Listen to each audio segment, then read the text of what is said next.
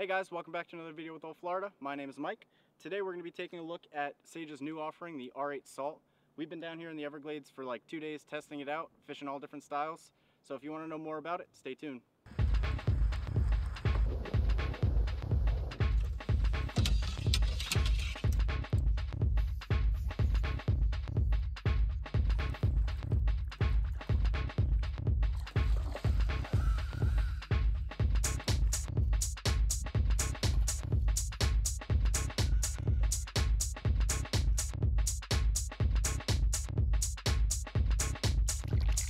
So after using this rod for 2 days in the Everglades with pretty adverse conditions, after around 7 o'clock it started blowing 25 plus and it started off at 50 degrees. So fishing conditions were pretty poor. Fishing was still okay, but definitely not the best. The rod did perform pretty damn good, so here's what we think. Let's start off by saying that this is not the fastest rod that Sage has made. Sage in the last few years have made quite stiff, fast rods, like the Igniter and the Salt HD. This is actually a nice change of pace for Sage, and I actually really enjoy this rod compared to the Igniter and the Salt HD. Before going any further, we tested 2 reels on this rod and 3 different lines. We tested the new Lamson Centerfire, which is a brand new reel from Lamson. It's a great little reel. The only problem was it was a little bit too light for this rod. The other reel is an Everglades, the Tibor Everglades.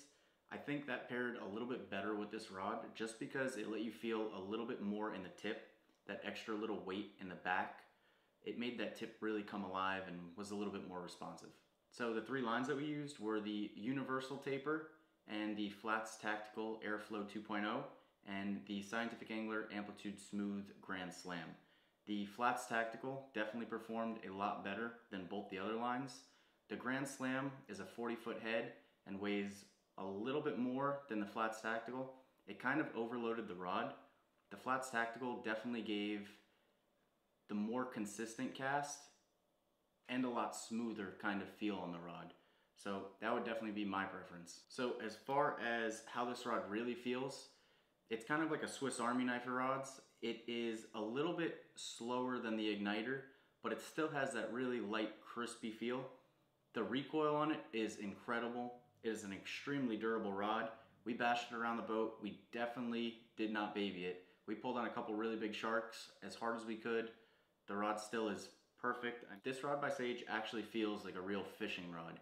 Not that I'm poo-pooing the Igniter or the Salt HD, but when you really came down to it and you had to make a short shot where the fish was in too close, sometimes it would be really hard to feel those rods and get a really good cast or presentation to those fish.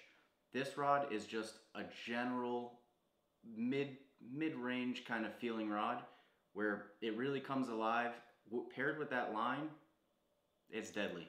If I had to compare it to one rod, it would be a toned down Igniter. It's not quite as fast. It's definitely light. Probably the same kind of swing weight feel if you had them side by side. It's not as powerful, but the in-close distance and the in-close loop control is way better than the Igniter. That 30 to 40 feet, you can really still get a great, tight, nice feeling loop on this rod where you can't do that on Igniter. So if I had to compare this rod to a Scott Sector, it definitely doesn't have that control of a Sector at the shorter distances. The Sector is definitely a slower, more accurate rod. This is definitely quite a bit more powerful. So if I had to take the Sector and the Igniter, this rod is somewhere in between both of those rods. I would say that this rod is definitely way more durable. As far as fit and finish on this rod goes, it's pretty perfect. You do have a nice indicator right down at the bottom reel seat to let you know what rod weight the rod is. It is a really nice deep blue. It almost looks like a little bit of green in there, but it's a pretty deep blue. Fully made in the US with a made in the US little tag on it. It's just a nice finished rod.